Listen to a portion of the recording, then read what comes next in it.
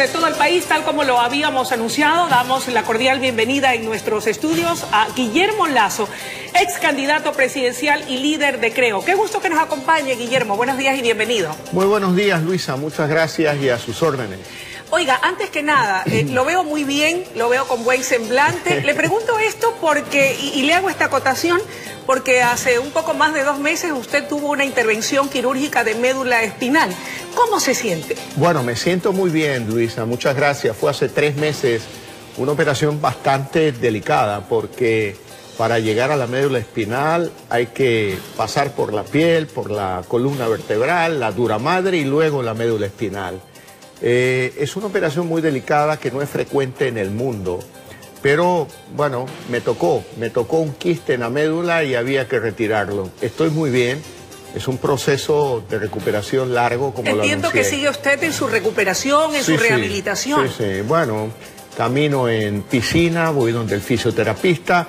Y el mejor analgésico es la política. A eso iba. Así es. Listo para el ruedo político y todo supuesto, lo que se viene. Trabajando permanentemente por nuestros candidatos. Ya ve usted, estamos promoviendo a Poli Ugarte como nuestra candidata a prefecto de la provincia del Guayas.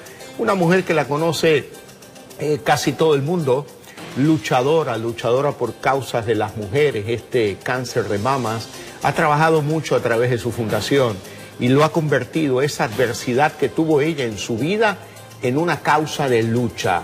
Así que Poli es nuestra candidata a prefecta. Guillermo, ¿cuántas alcaldías y cuántas prefecturas cree que logrará Creo en las seccionales del 2019? Le voy a decir un número importante. No me atrevo a decir un número para no cometer un error, ni transmitir un exitismo que no es parte de mi personalidad. Déjeme contarle que acompañando a Poli Ugarte va a haber un joven guayaquileño nuevo, de apenas 32, 33 años. Don Francisco Jiménez. No, Diego Arosemena Navas como candidato a viceprefecto del Pensé Guayas. que se refería a la alcaldía de Guayaquil. Un joven preparado en la Universidad de Yale, en los Estados Unidos, en materia de agricultura, también en el INCAE, y ha estudiado en la Earth University en Costa Rica. Un joven muy preparado que trae propuestas precisamente para el agro guayacense. Y como usted lo dijo, en la ciudad de Guayaquil el candidato alcalde es Francisco Jiménez, quien también es, y lo digo con respeto, el candidato alcalde de Guayaquil mejor capacitado y mejor preparado, graduado de la Universidad Sorbona de Francia y del London School of Economics. Así que hemos buscado una combinación de juventud con experiencia, la experiencia de Poli Ugarte, la juventud de Diego Arosemena Navas y también de Francisco Jiménez. ¿Cree que con todo esto logrará concitar el apoyo popular en la provincia del Guayas y en la ciudad de Guayaquil? No solo en el Guayas y Guayaquil, sino que también tenemos una combinación de experiencia con innovación y juventud en Pichincha, con Federico Pérez como candidato a prefecto y con Juan Carlos Holguín en la papeleta como candidato a alcalde de Quito.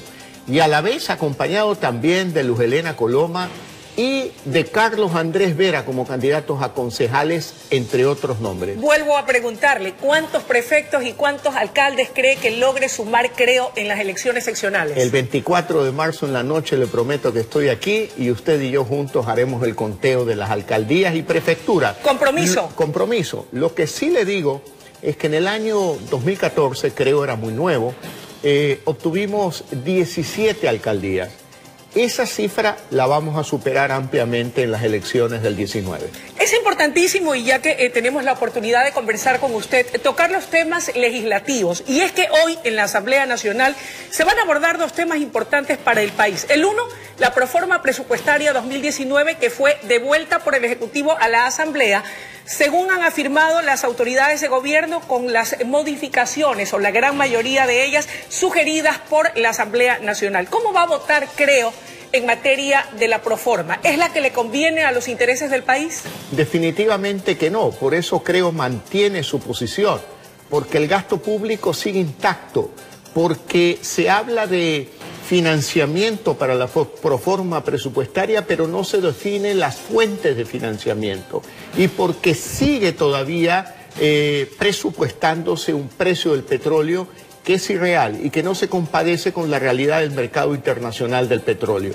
Por lo tanto, nosotros nos mantenemos en la misma línea de votar en contra de una proforma que no se ajusta a la realidad ni internacional ni a las necesidades de cambio que requiere el Ecuador. Ahora, habrá que ver cómo votan las otras bancadas, pero lo cierto es que si no hay una resolución al seno de la Asamblea, esta podría pasar por el Ministerio de la Ley. ¿Qué consecuencias traería eso para el Ecuador? Bueno, si pasa por el Ministerio de la Ley es algo que está contemplado en la Constitución. Pero más importante que si cumple o no cumple con la ley es si cumple o no cumple con la racionalidad económica, la necesidad de que el Ecuador solo gaste el gobierno lo que tiene, no lo que no tiene, porque cuando gasta más se endeuda y endeudarse es simplemente patear la pelota, el problema hacia el futuro. ¿Quiere decir entonces que usted no comparte el hecho de que el gobierno ecuatoriano haya ido a tocar las puertas de China trayendo 900 millones de dólares en calidad de préstamos para atender el déficit fiscal? Eso es un paliativo de fin de año, no es la solución estructural que requiere el Ecuador. ¿Cuál es la solución? La resolución estructural es un programa de gobierno, Ya este gobierno ha perdido mucho tiempo, pero aún así debería proponerle a la sociedad ecuatoriana un programa de 5 años, de los cuales 2 años le tocará a este gobierno cumplirlo. Pero debemos ir a las fuentes naturales de financiamiento para los problemas que tiene el Ecuador. Y esas fuentes son el Banco Mundial, por ejemplo. Ahí usted puede obtener crédito a 30 años al 3% de interés sin garantía de petróleo, cuando en la China obtienen crédito a 5 años al 9-10% con garantía de petróleo. ¿Por qué no van al Banco Mundial? Porque no quieren sincerar las cifras de la economía ecuatoriana. No obstante, analistas y expertos económicos indican que un acuerdo con el Fondo Monetario Internacional sería inminente a más tardar en marzo. ¿Es esa una de las salidas? Mire, lo importante es tener un programa económico. Lo importante, al igual que cuando un empresario va a un banco, lleva al banco su proyecto y dice esto es lo que yo voy a hacer y genera confianza. No es cuestión de que el banquero le diga cómo llevas tu negocio, ni que el Fondo Monetario diga cómo se maneja el Ecuador. Lo importante es que un gobierno con liderazgo y con visión oriente al país por el camino que nos lleve a la prosperidad. ¿No es eso lo que tenemos actualmente con el presidente Moreno? Definitivamente que no. Fíjese usted, recuerde la cadena de julio del 2017, cuando él decía: Correa nos dejó al filo del precipicio con 57.000 millones de dólares de deuda pública. ¿Y qué ha hecho Moreno? Se ha seguido endeudando. Por lo tanto, no ha hecho nada distinto a lo que hizo Correa. Ese no es el camino. Hablemos de indicadores económicos. Tenemos una baja calificación crediticia. Pasamos de estable a negativo, pero a pesar de ello ha bajado el riesgo país. ¿Qué lectura tiene usted de esos indicadores? Para mí lo más importante es el indicador de crecimiento económico del 2018. 1,2% según dice el gobierno. Organismos internacionales hablan del 0,7%. Ese indicador nos ubica en el tercer peor indicador de crecimiento en América Latina. Lo más grave, con 1,2 no se crea empleo, no se crean oportunidades para la familia ecuatoriana. Hay que crecer al 5% por lo menos, y llegar a ese número requiere un programa económico de por lo menos 4 años de disciplina y orden. Guillermo, hablando de temas económicos, con este escenario, el día de mañana se tiene previsto definir lo que será el incremento del salario básico unificado para el 2019. Los trabajadores están proponiendo que haya un incremento del 12%. Los empresarios dicen por su parte que con esta crisis es mejor quedarnos como estamos. ¿Usted qué cree? Mire, lo que hay que preocuparse es de que existe empleo. Eso es lo fundamental, que existe empleo. ¿Y por qué digo esto? Porque 6 de cada 10 ecuatorianos en condiciones de trabajar no tienen empleo. Entonces, cuando usted habla de un crecimiento irreal, además de un 12%, solo habla de beneficiar apenas a 4 de cada 10 ecuatorianos, cuando el problema real del Ecuador son esos 6 ecuatorianos, 60% de las familias ecuatorianas que viven en la informalidad y en el desempleo. Nos queda claro. Guillermo, hoy también se tratará o se dará inicio al debate de la ley de comunicación. Human Rights ha dicho que la ley de comunicación del Ecuador es el instrumento más perverso de la región. Usted se pronunció oportunamente y durante la anterior campaña presidencial de ser partidario de la derogatoria de la misma. No obstante, el gobierno es partidario solo de reformas. ¿Cómo votará Creo? Gracias por recordarlo, porque precisamente planteamos la derogatoria. Como la Constitución exige una ley de comunicación, a través del asambleísta Lourdes Cuesta, Creo presentó un proyecto de ley llamado de libertad de expresión, de respeto a la libertad de expresión, que recoge los principios internacionales de respeto a la libertad de expresión y deroga la actual ley de comunicación. Pero bueno, el gobierno no es partidario de esa alternativa y promueve la reforma. La comisión ha preparado un proyecto de ley que, a juicio nuestro, no satisface las aspiraciones de Creo en materia de libertad de expresión. ¿Y qué debe tener? Sí. No obstante, estamos planteando al bloque de Creo que voten a favor, porque al menos es un pasito en la línea de descorreizar al Ecuador. ¿Qué debe de contener? En primer lugar, que nos digan cómo y cuándo se van a vender los medios incautados. Es decir, que haya ya una fecha definida. Hay una fecha y la forma es importante para que sea a través de un concurso público y no a dedo. Los medios públicos. Exactamente. La propiedad de los medios públicos no pueden ser una dependencia del gobierno. Tienen que ser de propiedad de la sociedad civil, de la asamblea y del gobierno en tres partes. Que nombren a un consejo editorial independiente, que critique al gobierno si le parece. Pero mire, Luisa, le habla una víctima del linchamiento mediático del más grande holding de medios de comunicación en manos del Estado.